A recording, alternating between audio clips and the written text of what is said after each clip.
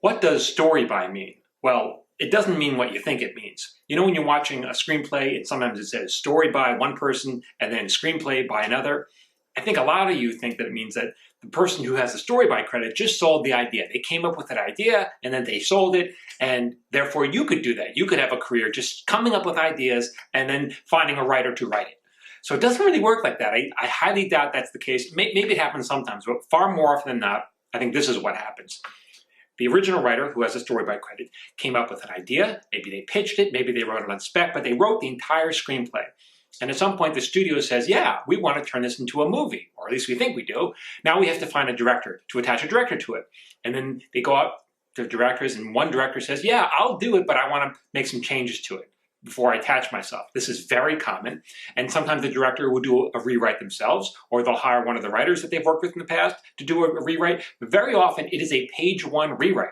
And there's nothing even resembling the first movie other than a vague concept, okay?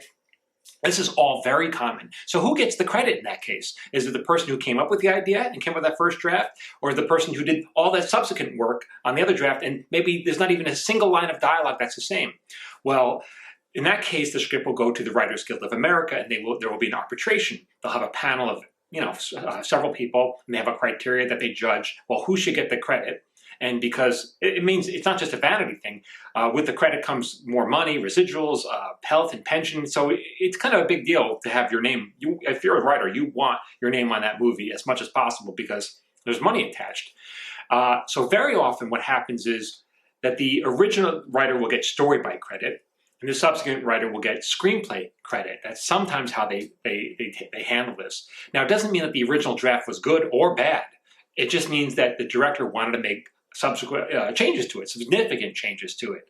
So if you're hoping to just make a career of coming with ideas and selling it, that's really not how it works. You have to be a writer. The writer comes up with the idea, they write it, they write a draft, and then other writers do rewrites and stuff like that. That's why the movie business is rough, because if you want to be a movie writer, you may not get any credit at all. You may never see anything get made. If you have no creative control. In TV, you don't have these problems, and I'll talk about that in future episodes.